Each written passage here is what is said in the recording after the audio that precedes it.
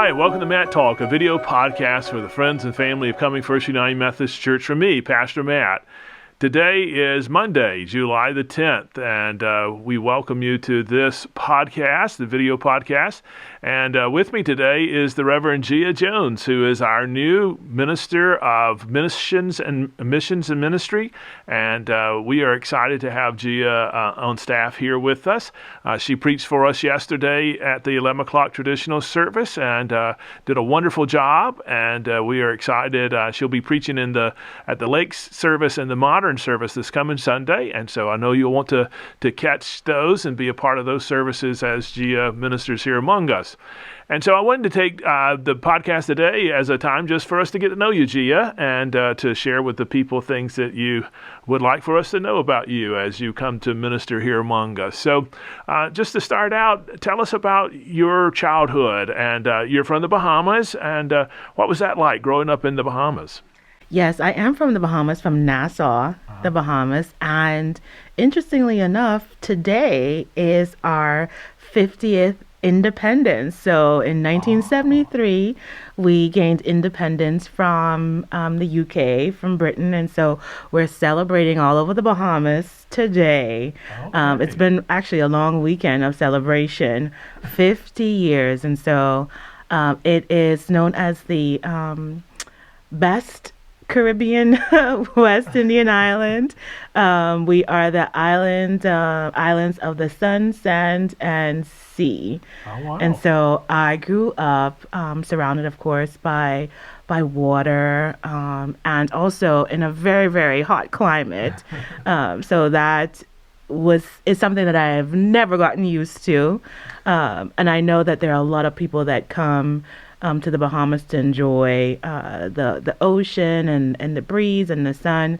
But that was my childhood. Mm-hmm. I am the youngest of 3 daughters, and my parents also celebrated 50 years wedding anniversary this year. So they got married in 1973, just a little bit before independence. Gotcha. And so, I love the Bahamas. I love going back every time I have an opportunity to go. Most of my family is in the Bahamas.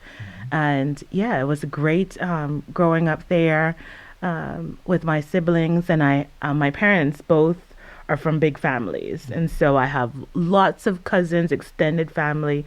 So it was always just a joy to be around family. Yeah. Well, great. Well, I was going to ask about your family, but you just told us about your family. So, and your family, are they all still in the Bahamas except for you, or? Yes, my immediate family. So my oldest sister, my brother-in-law, and my parents are in the Bahamas. My older sister is in dental hygiene, and my middle sister is a journalist. Oh, wow. Yes. And my mom is retired and my dad is semi-retired. Okay. Fantastic. Great.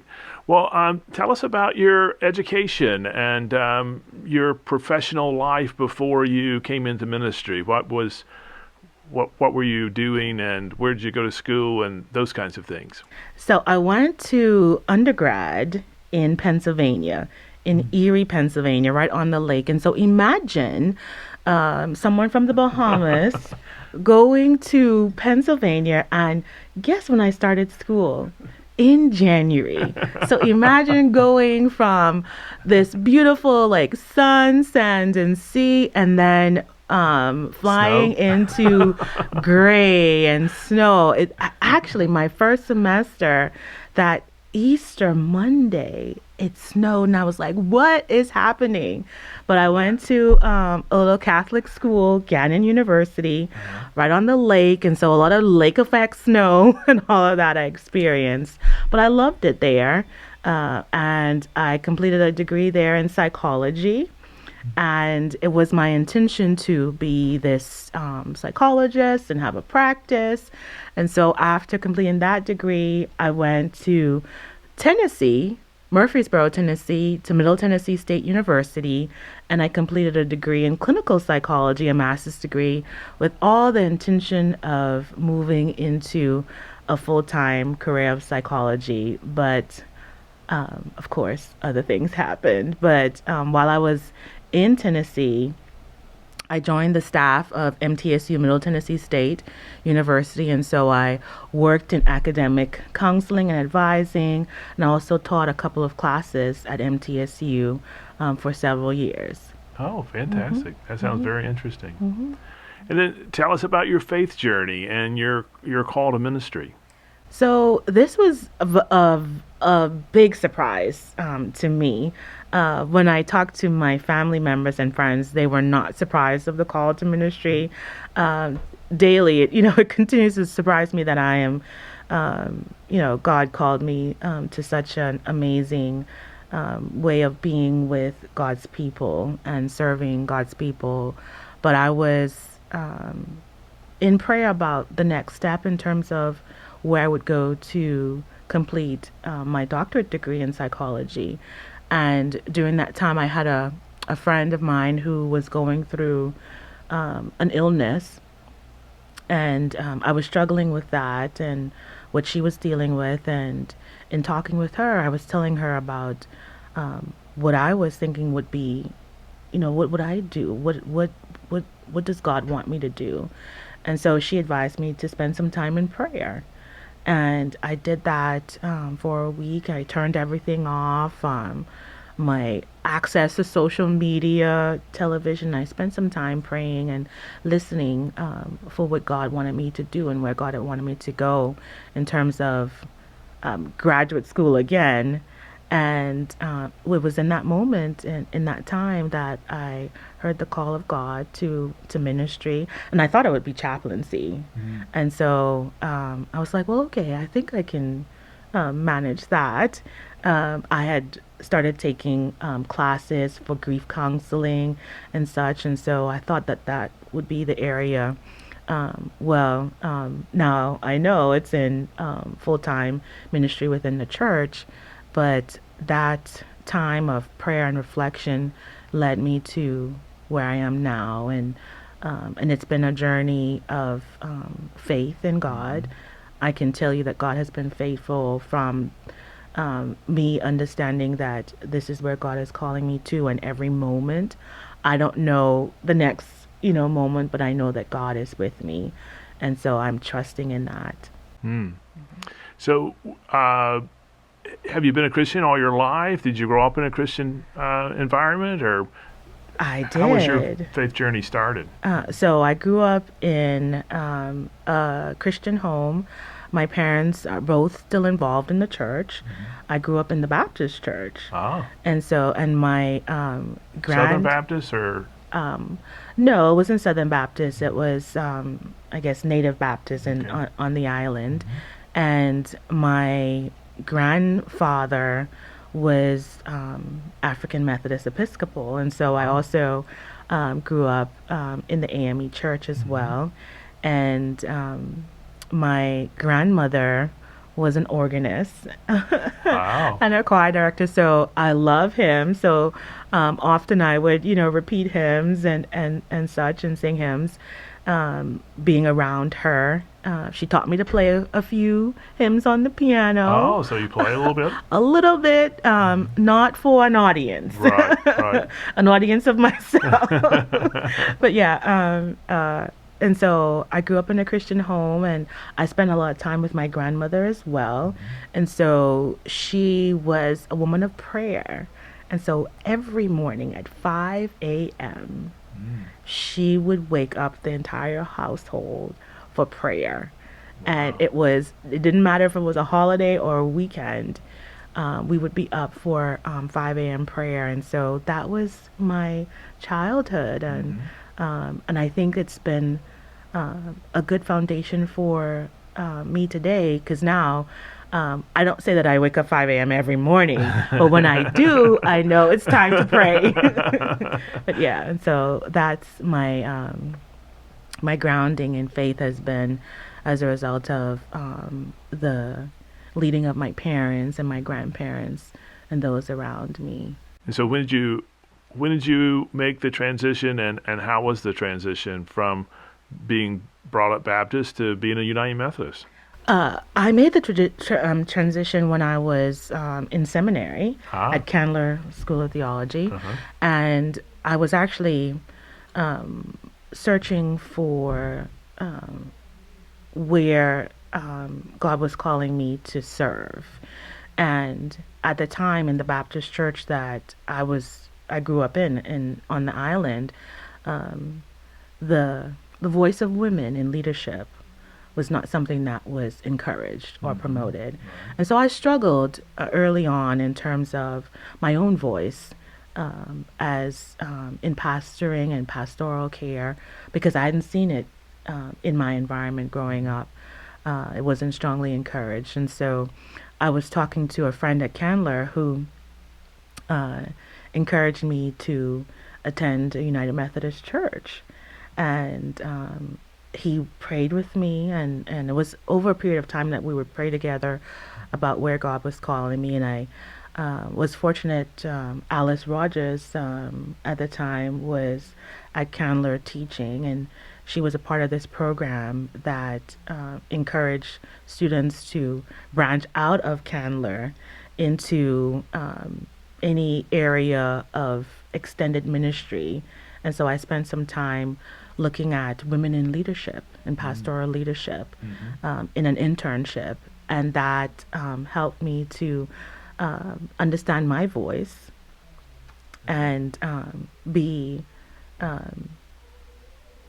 strengthened in knowing that, yes, God has called me and God has equipped me as a woman to serve God's people. And so when I went to the United Methodist Church in Alpharetta, Georgia, St. James, Uh-huh. in Alpharetta, Georgia, I saw how the expression of faith and the grace of God and the love of God was extended. And so I joined St. James and started serving as a minister in training there. Oh, wow. And that led to my introduction into United Methodist Church and my, love for United Methodist Church. Yeah. So you got your undergraduate degree in psychology, then you got a graduate degree in psychology. Right. And then you threw away those dreams and heard the call to ministry and went to Candler and got 2 degrees, right? I did. And so I think I do believe that the 2 degrees in psychology helps inform. Oh, you'll definitely need those in the church work. I can tell you that. Helps Yeah. inform the church work that I'm happy to serve in doing. And yes, and I completed the Masters of Divinity at Candler, and then the theology of Masters at Candler. Okay. And I concentrated on preaching and pastoral care for the THM. Yeah. Super. Fantastic. Wow. Well, all the staff is already making appointments for you to use the couch and allow us to come and talk with you from time to time. Well, tell me, so do you find then that preaching and pastoral care, is that what you would consider your 2 strengths and loves in ministry, or what would you say those are, if not those? I do believe pastoral care is a strength. I know it is a love of mine in terms of engaging with families and one-on-one. And so, yes, that is preaching. I'm growing in preaching. You'll get lots of experience. Yes. And so I'm excited for that. So I do believe I'm growing in preaching. And then I also do believe that another strength is intercessory prayer, and the call to prayer, and the different types of prayer that we can engage in, from the prayer of thanksgiving, the prayer of agreement. And so I believe those are my areas that Fantastic. continues to be strengthened. Good. Yes, all of ours do. So when you're not at church, what do you like to do? What's some of your hobbies? Well, I'm an old movie buff, and so I love black and white movies. Anything Audrey Hepburn, Katharine Hepburn, Cary Grant, Maureen O'Hara. I love all those black and white films. And so you'd find me doing that. I love audiobooks. So now I would listen to audiobooks on my commute into the office. But now since I have such a short commute, Yeah, there's no it's like commute. 5 minutes of an audiobook by the time I pull in. You can't even get the first page in. That's right. Exactly. So I do like listening to audiobooks, and I love finding new places to explore. I love traveling, and so those are my areas of. Where's some of your favorite places you've been in your travels? So I went to China was a interesting and place that I spent a few weeks in China, traveling around China, and so that was a very interesting time. I went to Beijing and Hangzhou and Shanghai. I've traveled to parts of Europe. So I've enjoyed that. And then also parts of the U.S., Alaska, parts of Canada. So yeah, love traveling. So I think Italy probably was my fave so Favorite? far. Okay. Any particular part of Italy, or? I loved like the Tuscany area. Yeah, right. Yeah, and so I enjoyed that. Great. Well, anything else you think the people here at Coming First United Methodist Church needs to know about Gia Jones as you come to minister among us? Well, I would say that I am very open. I love to be interactive and engage with you all. So feel free to reach out to me as I reach out to you. I like a good joke and all of that. And so I love to laugh and to be jovial. So I think I'm excited to serve at Coming First and to get to know all of you. Great. Gia, we are so excited that you're here, and we are just looking forward to working with you. And I know that you all will want to get to know Gia. She is a delight and a joy to know, and we are so excited to have her on staff here at Coming First United Methodist Church, and for the ways that God will use her to minister to us and with us and among us. We are just most anticipatory of those things and looking forward to it. And so we are glad you're here with us, Gia. Glad you're going to be our new pastor of missions and ministry. She'll be working very closely with our congregational care team and working also with our hospitality and welcome team and following up with visitors. And Gia will also give leadership some to the mission and ministry team as well. So those three areas are kind of where she's focused. And then pastoral care, we're sharing that together, Gia and I, and as well as Reverend Jane Brooks. We'll all three. If you're at the hospital, if you call us or email us, one of the three of us will be there for you and with you. So please do that whenever you need pastoral care. We're here for you and want to be there. And we will pray with you and support you in all the ways that we possibly can. So reach out to us. If you call the church office, you can just dial extension 212. It will forward to the cell phone of whoever's on call this week. And we will take turns being on call. And so we'll take those calls and serve you in that way.